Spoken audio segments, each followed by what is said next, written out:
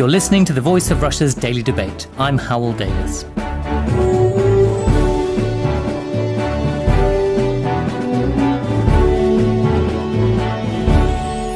It's an issue that the Prime Minister at least has no doubts about. He's written, "If we don't back this technology, we will miss a massive opportunity to help families with their bills and make our country more competitive." He's talking, of course, about fracking, an issue that seems to have divided much of the country, with protests in the Sussex village of Balcombe capturing the media spotlight for much of the last week. It's a process that sees a mixture of water, sand and chemicals forced at high pressure down a long well. That fractures the rock, releasing gas underground, which is then collected. Opponents of the process say the method has a long list of drawbacks. It uses huge amounts of water, can pollute water supplies, damages the environment by releasing methane, and can cause earth tremors, they say. Those in favour of fracking argue it has led to the slashing of gas prices in the United States, with tens of thousands of jobs created, and the profitability of energy-hungry businesses transformed. So who's right in this increasingly polarised debate? Or do both sides contain elements of the truth? Here to hopefully help me answer these questions are Corinne Taylor, Senior Economic Advisor at the Institute of Directors and the co-author of a recent report on fracking. Alistair Harper, Senior Policy Advisor at Green Alliance, which has campaigned against the process.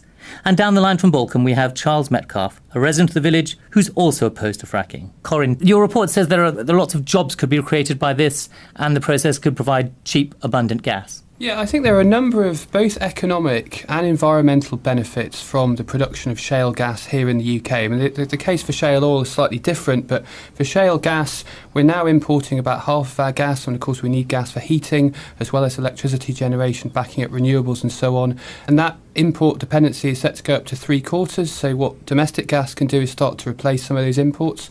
It can also create a lot of jobs, a lot of them in parts of the country that need them most, and of course it's a new source of tax revenue. And finally, some of the big industrial users who have benefited from North Sea gas, both as a source of energy and also for petrochemical feedstocks, they also would benefit a lot from shale gas here in the UK. But it's not just about the economy as well. I think there are some wider environmental benefits too. So if you do the process and it's well regulated, there'll be lower emissions than imported liquefied natural gas. The Committee on Climate Change has said that.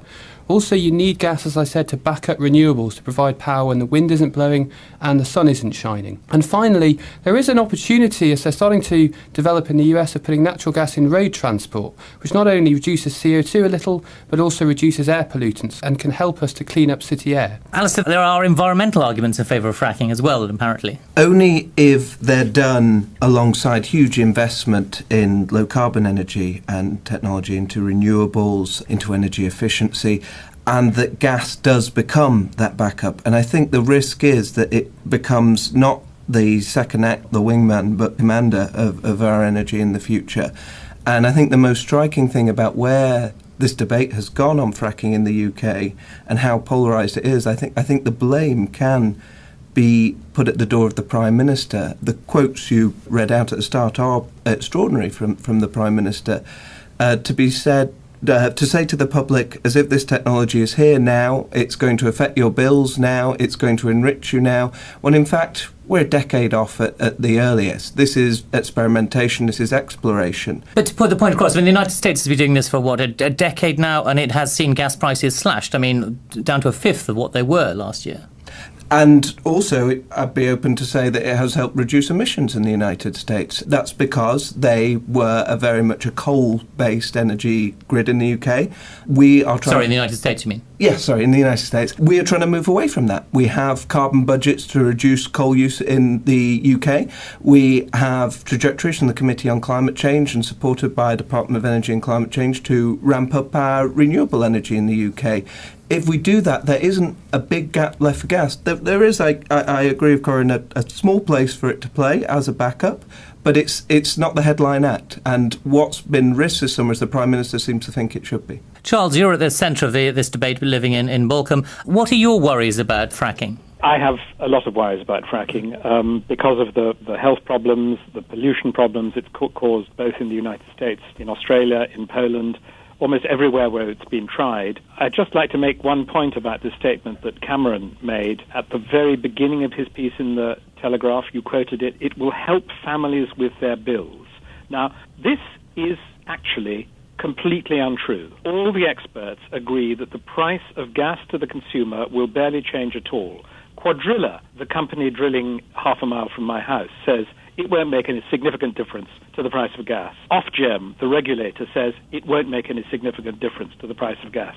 So the fact that the Prime Minister is actually saying it will help families with their bills is really, really misleading, because that's just not true. The market for gas is an international market. If we think that gas is going to come out of the UK subsoil and go straight into British homes, it's just wrong. Gas going to an international market. Corinne mentioned the environmental benefits of having homegrown gas as opposed to liquefied natural gas brought in from other countries. I don't know which planet he's on, but I mean, that is the market for gas. We don't just get to keep our own gas. The Americans, the price of gas has fallen because they've got so much out of the ground. Almost all of that gas in the States is being shipped overseas because the fracking companies cannot make money on selling it in the States.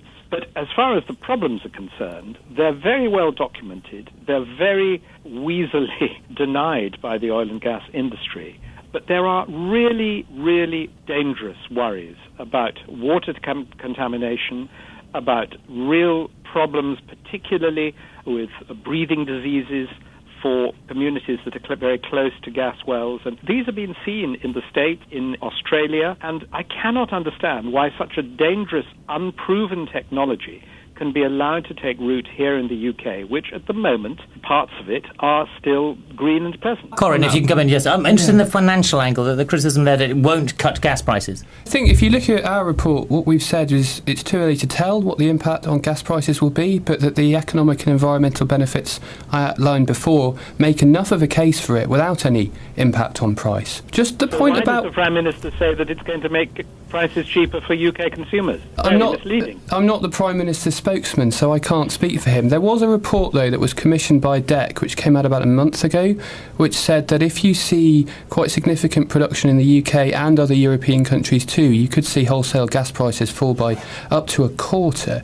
Now, a lot of that depends on production in other countries in the UK as well, and I think that will probably be the major impact on price. On the point about it being a new untested technology, I mean, I really take issue with that. I mean, we've had about 2,000 onshore oil and gas wells drilled in the UK.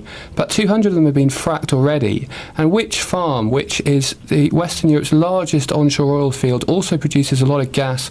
That's located right slap bang in the middle of an area of outstanding natural beauty, sites of special scientific interest, and so on. It's been producing for about 30 years, and there haven't been any problems. The actual process that they're trying to visit on us in Balcombe and all sorts of other communities, both in the southeast and up in Lancashire and in Scotland, is a process called horizontal slick water fracturing.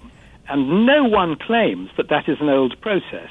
And all these oil wells that have been drilled, and I wouldn't for a moment disagree with you, Corinne, about that in the UK, they were not using this process. And that is the process that is really unproven. Estimates vary as to when it was first used. Some people say 1992, some people say 2002, but it is not a safe and tested technology. It causes problems wherever it's been used, and when Quadrilla tried to claim to the people of Lancashire before they drilled and fracked up there that it was a safe and proven technology, they were censored by the Advertising Standards Authority and on 6 points, and one of the things they said was, this is not safe and proven.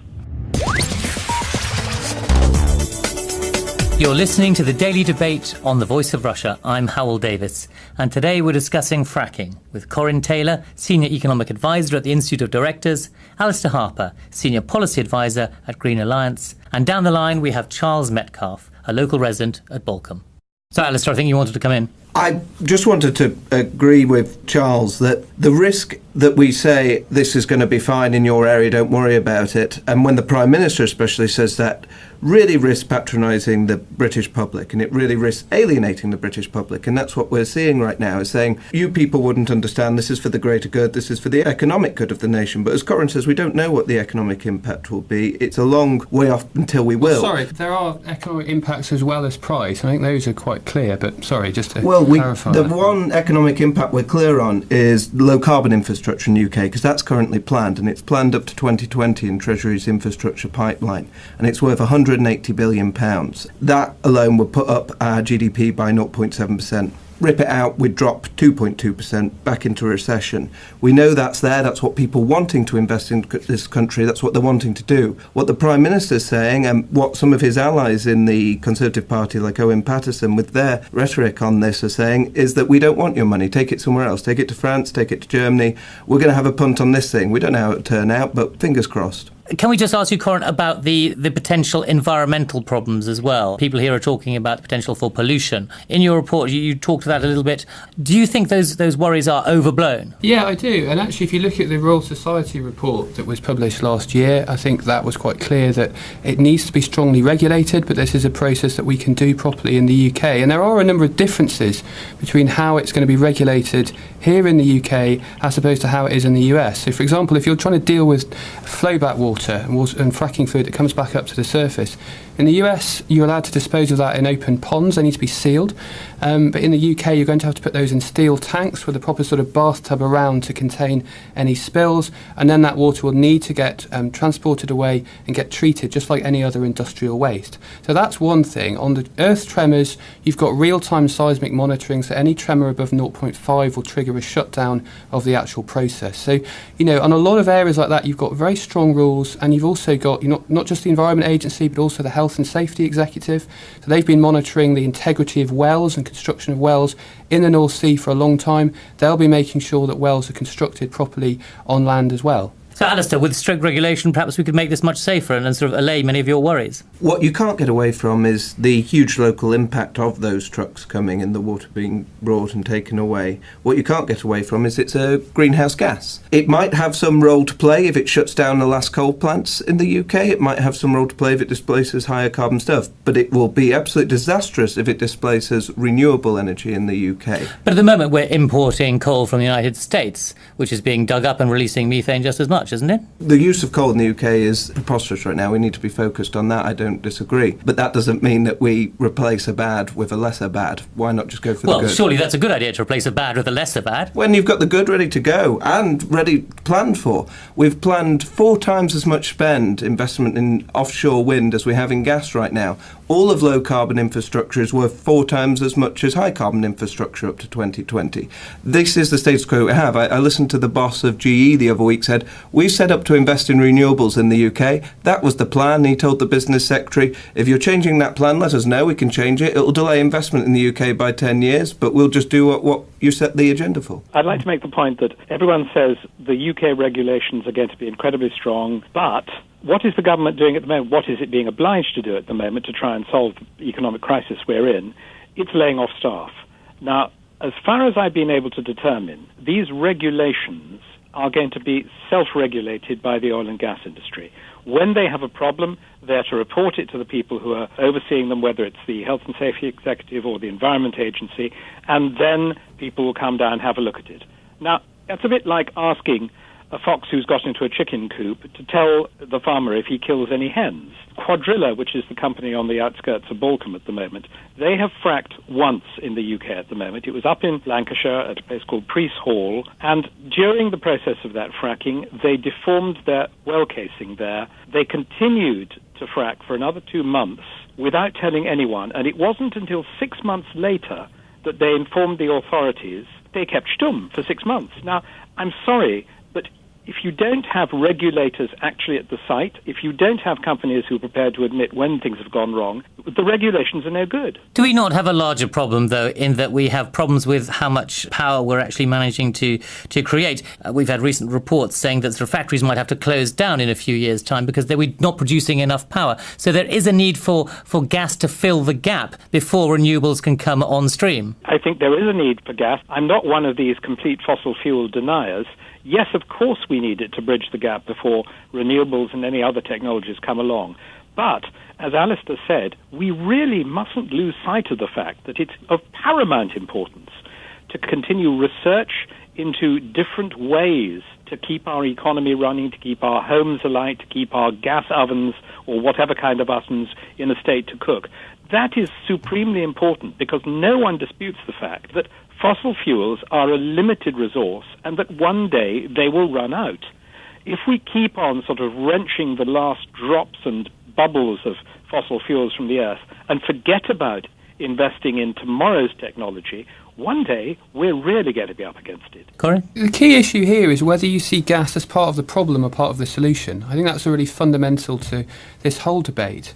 And if you look at how UK got its energy from last year, total energy, including transport and heating, about 35% gas and 33% oil, just under 20% coal, 8% nuclear and less than 5% renewables. And of those renewables, some of those were biomass, of course, and some people have issues around using biomass as a source. That's not to say that we should sort of give up. There's a real imperative to massively grow that low carbon share, which is less than 15% of the total. So I'd say renewables and also nuclear as well. But we can't deny the fact that actually it's going to take time to do that.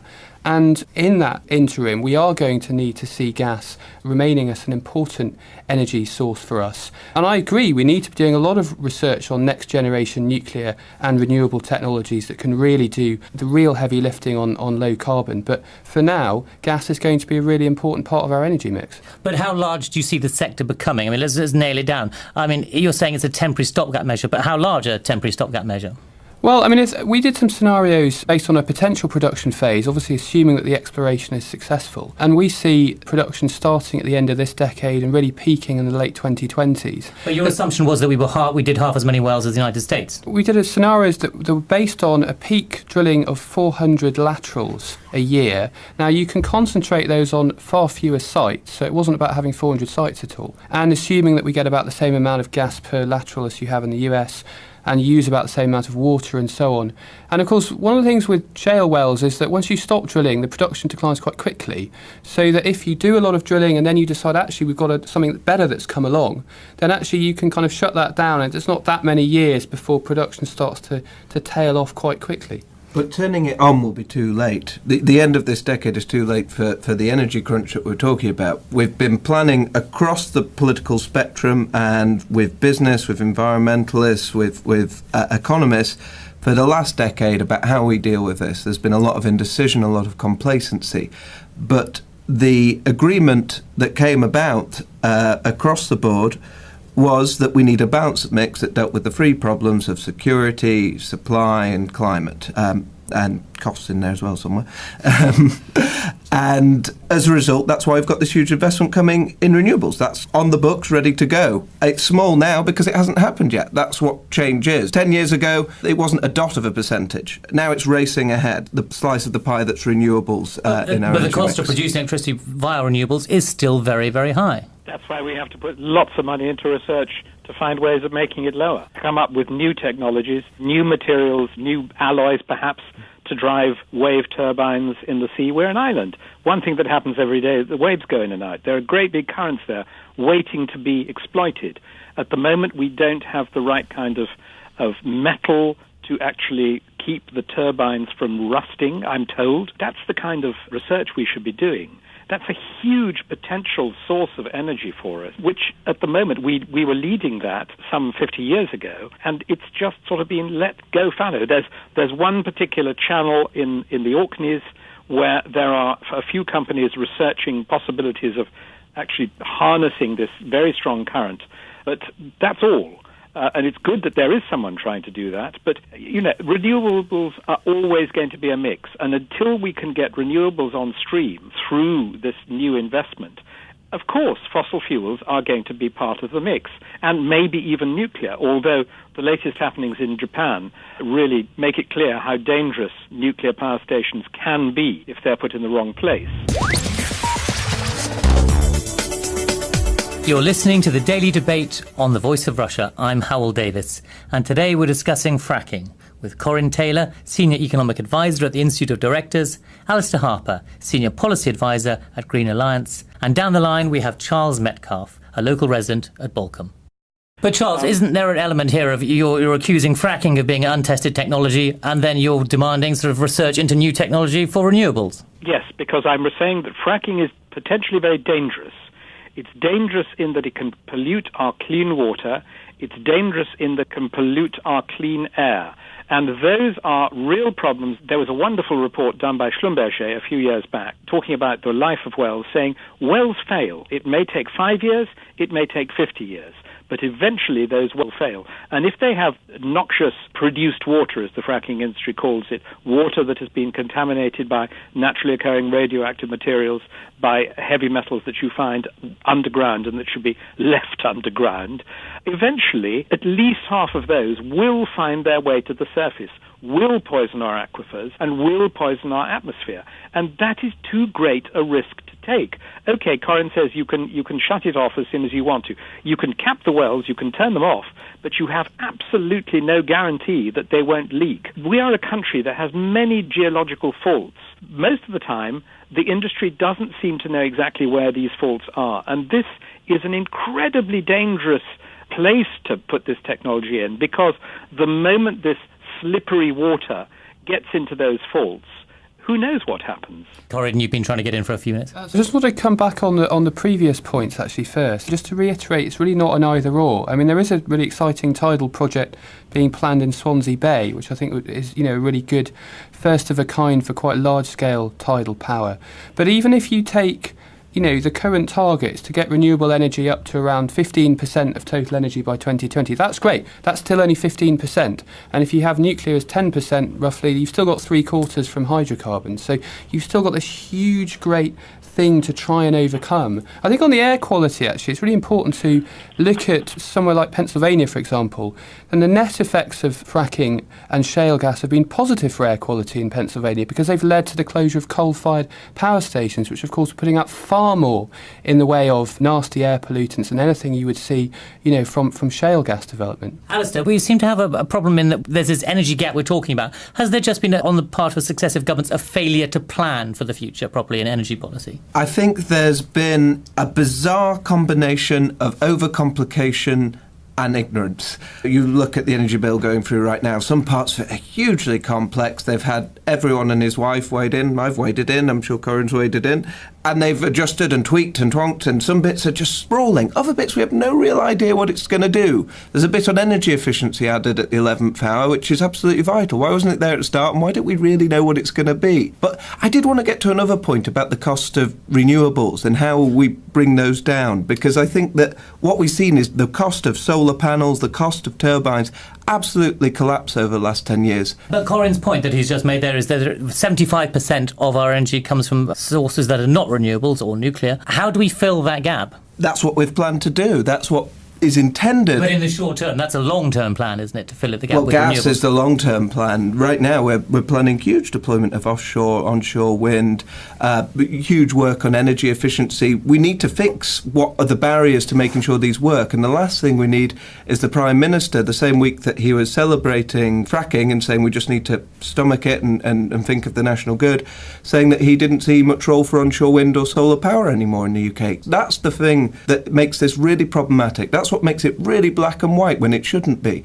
is when the Prime Minister picks sides for, I'm going against the public and actually against where the investment's headed for shale gas, but I'll do the reverse for renewables, for new renewable technology. That will cause a big problem. If we dissuade people from investing into renewables in the UK, as they've planned to do over the next 3 years, that's when we're going to start facing trouble, because people need to start from scratch again, and that's a big delay. Corinne, the Chancellor has said they're going to give the biggest tax breaks in the world to people who want to frack in this country. If it's such a profitable technology, why the need for this permissive regime? Well, actually, it's often been misleadingly characterised as a sort of subsidy to the shale gas industry, and that's absolutely not what it is. It's a rate of tax, very similar actually to the small field allowance which is in use offshore, a rate of tax that companies will pay of between 30 and 62%. So they'll start off paying the 30% rate of corporation tax, and the allowance then will allow them to offset the 32% rate of supplementary charge. As that allowance fades away, then the tax rate will go up towards 62%. So it's still quite a large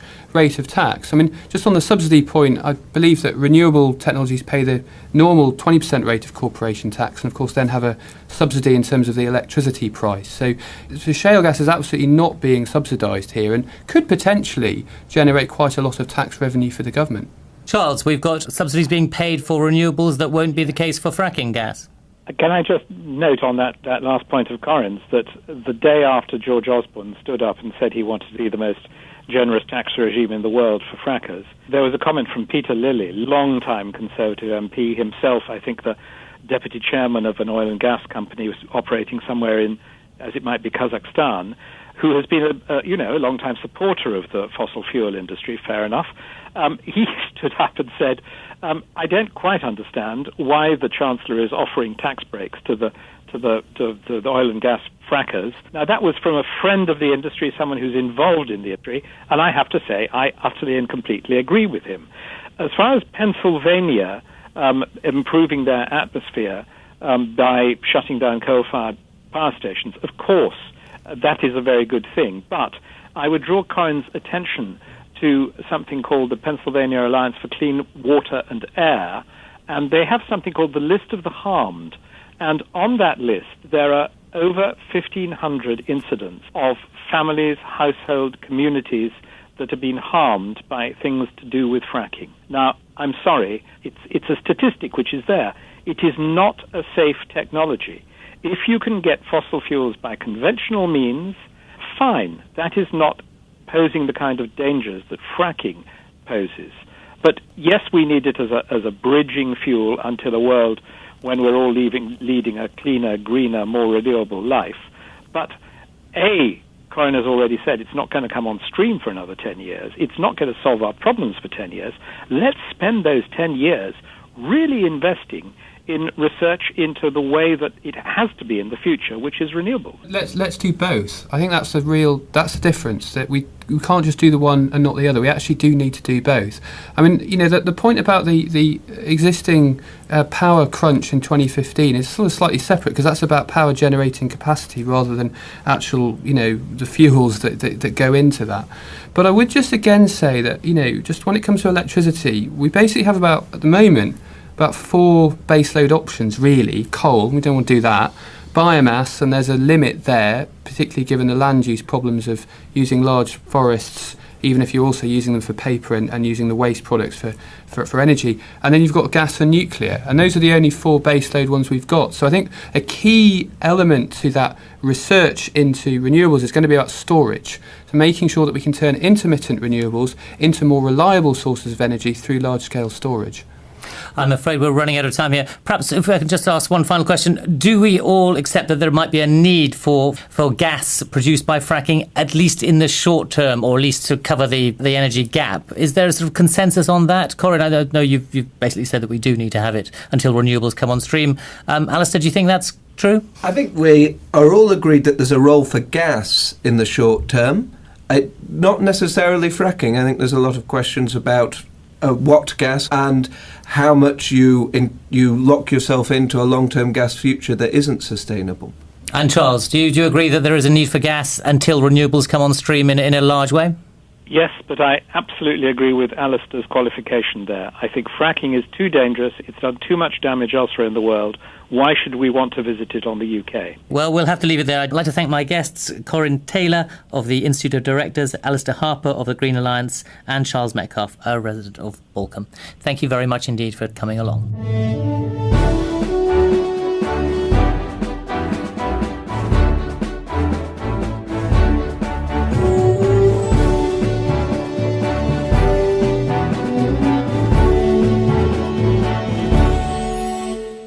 Environmental benefits from the production of shale gas here in the UK. I mean, the case for shale oil is slightly different, but for shale gas, we're now importing about half of our gas, and of course we need gas for heating, as well as electricity generation, backing up renewables and so on. And that import dependency is set to go up to 3/4, so what domestic gas can do is start to replace some of those imports.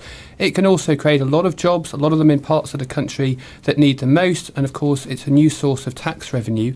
And finally, some of the big industrial users who have benefited from North Sea gas, both as a source of energy and also for petrochemical feedstocks, they also would benefit a lot from shale gas here in the UK. But it's not just about the economy as well. I think there are some wider environmental benefits too. So if you do the process and it's well regulated, there'll be lower emissions than imported liquefied natural gas. The Committee on Climate Change has said that.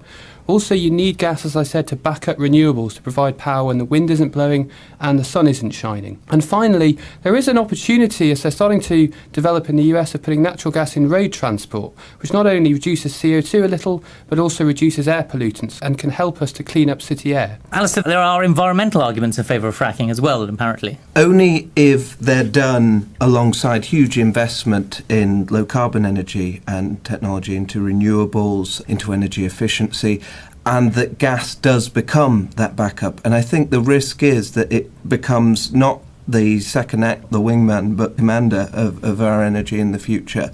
And I think the most striking thing about where this debate has gone on fracking in the UK and how polarised it is, I think the blame can be put at the door of the Prime Minister. The quotes you read out at the start are extraordinary from the Prime Minister, to be said, to say to the public, as if this technology is here now, it's going to affect your bills now, it's going to enrich you now, when in fact we're a decade off at the earliest. This is experimentation, this is exploration. But to put the point across, the United States has been doing this for, a decade now, and it has seen gas prices slashed, down to a fifth of what they were last year.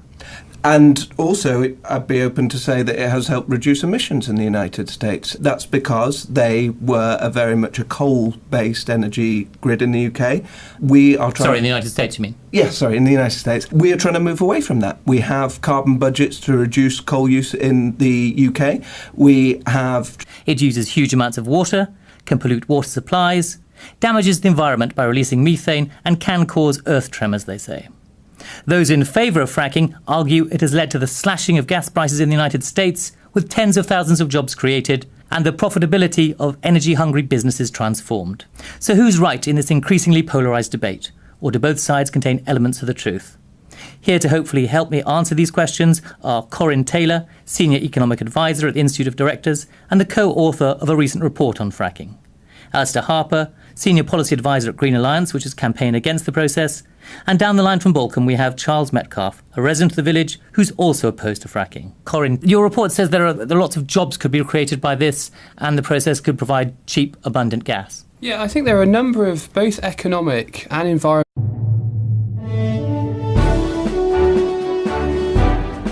You're listening to the Voice of Russia's Daily Debate. I'm Howell Davis.